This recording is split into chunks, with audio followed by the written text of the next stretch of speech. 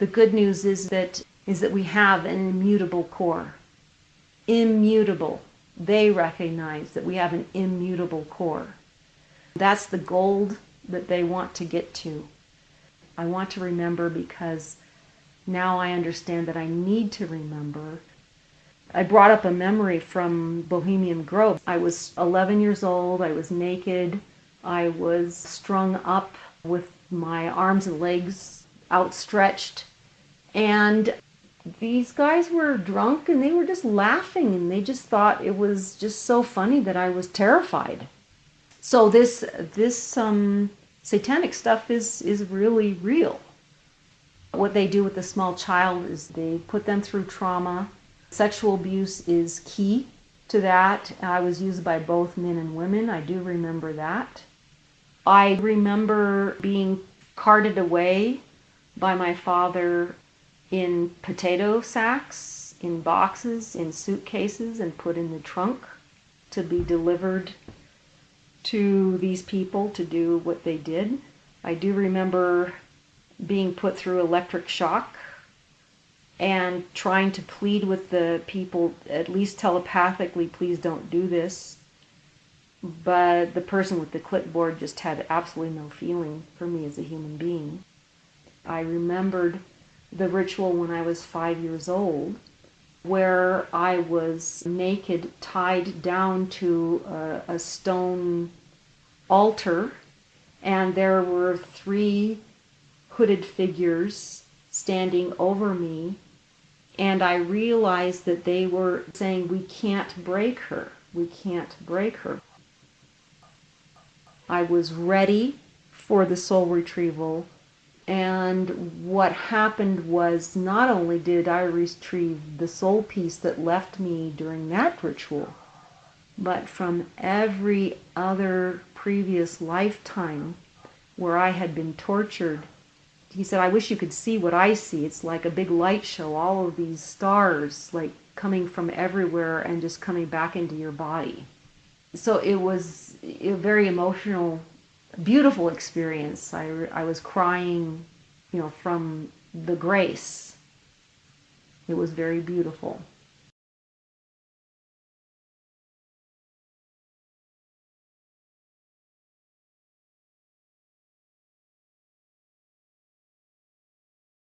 My intention for this video is to help other people and to give them hope, no matter what their trauma background.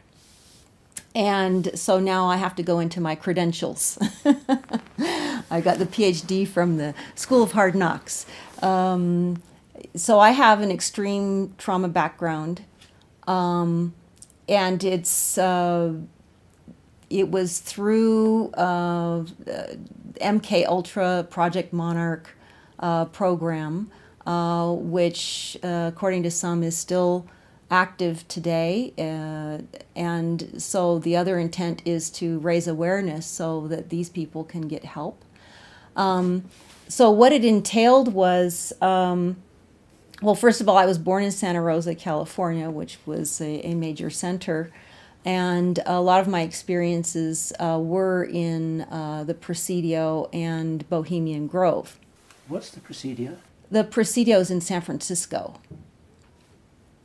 And how did I get into this program? It was through my father's connection in the Navy, and he would be considered what some people call a handler. So he was responsible for me being in the program. I also have a brother who was part of the program, who's younger than me. So here are my credentials. Yes, I was sexually abused by my father from infancy. I probably experienced trauma during the fetal stages because that's very typical. I was probably born with PTSD, post-traumatic stress disorder, so I never really knew what it was like to be quote-unquote normal. So that was a little difficult with recovery because there's no memory of where to go back to. So I was prostituted, so I was used by both men and women. I was experimented upon. I do remember electric shock. I remember being subjected to strobe lights and so forth. There were lots of experiments. Experimental drugs, I believe. Experimental drugs, too.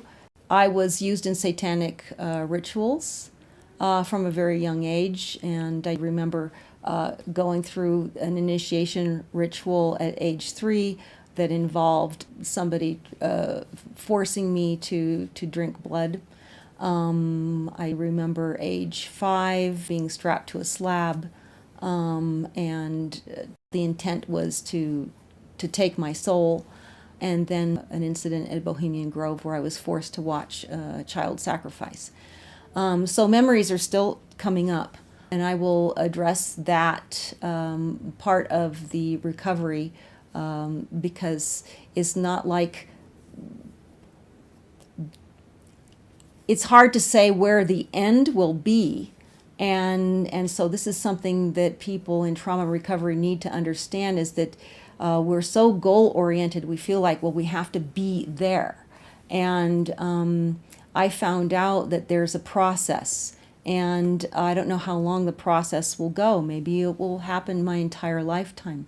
But it's about learning mastery of how to face these things as they come up. Because the memories were so horrific, then what I did is I suppressed them. And I had amnesia about my childhood for many, many, many years. And then the memories started to resurface. And because they'd been suppressed for so long, there was a huge reaction. And I'll describe that process later. The experiences that you had when you were a child, you said that they pretty much started right from the moment you were born or earlier.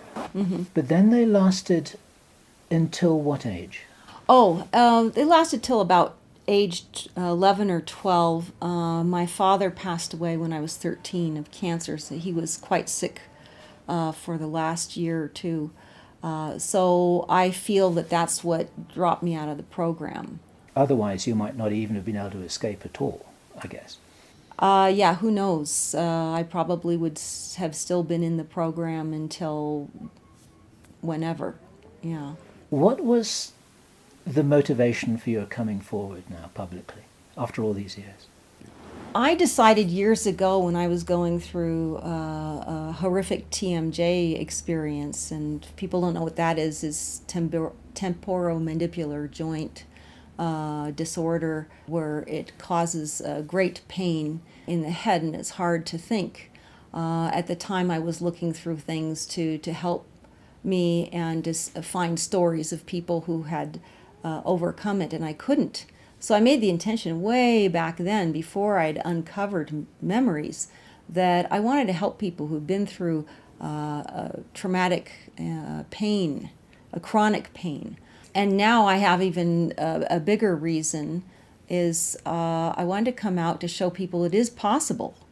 It is possible to recover enough to have a fulfilling life and to actually reach a point of transformation. It feels like I went through the darkest of the dark so that I could transform it into light. And that light could be a beacon for other people so that they could transform whatever darkness they experienced into light. And I feel that we're all in this together, and so we're here to help each other. So I wanted to provide something that would give people hope and inspiration, no matter what their trauma background and no matter where they are in their healing process, and also to give hope, especially to other survivors of mind control programs, where they're put through a lot of torture and abuse. And for them to know that it's possible to reclaim their humanity. And there is a choice. We can choose to make our past, keep our past as our pain, or we can take our past and make it into our power. in the present. And so we can draw our power from that. And but for years I didn't know this was a choice. You see, we have to, if we don't know it's a choice, then we can't make the choice. But if we know there's a choice, then we could go, oh yeah, I can choose transformation. I don't have to stay in the pain. Now, making the decision that you're going to leave the pain behind and move into the present and then into the future doesn't make it vanish. My journey took many, many, many years of a lot of hard work. But what I'd like to say is that hard work is worth it. It's worth it. Imagine, for example, that you've got somebody who've experienced any kind of trauma you can imagine, and they're feeling like a victim. They're feeling that there's no hope. They're feeling like nobody understands. They're feeling that they don't understand why this happened to them. What are the steps that they need to go through in order to commit themselves to the journey that you've been on for quite a long time now? Well, first of all, you have to believe that recovery is possible. If you don't believe it's possible, then you're not going to do what's necessary. You also need determination. And determination is recommitting over and over again, because this is not a linear process. There were so many times when I became disappointed because I expected recovery to be a linear process. And we are very goal-oriented. We're taught to be goal-oriented. I remember finding myself saying so many times, oh, if I could just get there, if I could just be there, and there's no getting there. It's all about, I found out over time that it's about mastering the moment. So when these memories pop up, these suppressed memories pop up, and you have to deal with them, and sometimes they can be very horrific, learning how to master your reaction to that. So my process, my personal process was, I want to say that the healing process is very cyclical. And for the longest time, I was in this cycle of pain and denial, pain and denial. And one of the things I have to tell people is make pain your friend, because pain is just there as a messenger. So we just need to pay attention to what is the pain really trying to tell us here. But for years I was in pain and denial because I didn't know. I had no clue that I had this background. The next step was going into the pain and discovery and then shock. And this would be another cycle, because now when memories started coming up, I call that the discovery. But because I didn't know they were there, and the nature of these memories was so horrific, and I thought, well, this is impossible that this stuff could happen, I went through this pain, discovery, shock cycle. Now, all this time, I would define that period of being in victim mode. I didn't realize that I was thinking like a victim. I was acting like a victim. I was a victim. And that's what happens to a lot of people who've experienced trauma for a long period of time. Then they start to feel victimized, and they will recreate trauma in the absence of a trauma coming into their experience. They'll recreate trauma in their life, and which is a very perplexing thing until you understand that it actually helps them survive because of serotonin. Somebody who has gone through a long period of trauma learns to create their serotonin from trauma and drama. And we need serotonin to live. So if you may wave a magic wand and you take the drama and trauma out of their lives, they will die. They will die because they need that serotonin. Now, realizing this was a wake-up call for me. Oh gosh, I'm recreating this stuff. This is after I'm out of the major trauma that I had as a child. In my adulthood, I continued to experience trauma over and over and over again, at a more understandable level. Lots of bizarre things happening and so forth. And then when I understood that I had this need to survive, because this is my only way to get this serotonin, I had to learn how to create serotonin from different things. And that's when I decided to get serotonin from looking at butterflies and sunsets. And so I'd intentionally look at a butterfly and go, "Oh, I'm all excited about this. I'm getting a lot." It took time, and then little by little I could wean myself from being a victim, from getting my serotonin from drama and trauma. And as I was transitioning, I found out that the types of movies I was attracted to shifted. I didn't want to watch movies that had so much drama in them. And so this was an indicator to me that I had this internal shift. This is what enabled me to start shifting out of victim. And I think a lot of trauma experiencers are still caught in victim. And you don't even have to be a trauma experiencer to feel victimized. I mean, you can feel victimized by the economy and so forth. So, I mean, this is like more low-level type trauma.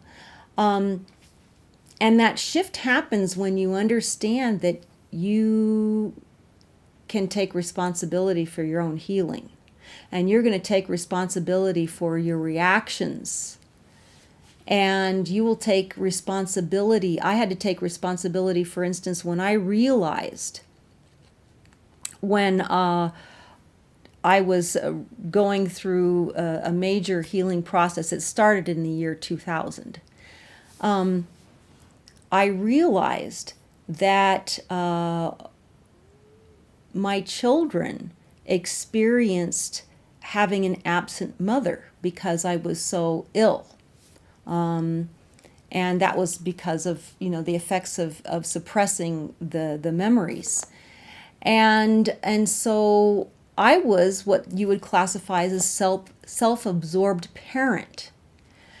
And it wasn't by my conscious choice that I ignored them. It was just that I couldn't devote my time to them that they needed. And so I went to them and I apologized. I said, "I wasn't there for you. I'm sorry. And I know you needed this." This is claiming responsibility. It's not saying, okay, oh, all this stuff happened to me, and so this is how, I did things. Well, I claim responsibility for the fact that my children missed out. And I approached each of them and I apologized. And I said, now you're going to have to do reparenting to yourself because you didn't get what you needed from me. And so that was one of the forms of taking responsibility, how it came up for me, and also taking responsibility for my healing process, that I was going to drive it. I wasn't going to just land on somebody's doorstep and say, "Heal me," because you have to have a great amount of intention in order for you to self-actualize. This is all about self-actualization and self-empowerment.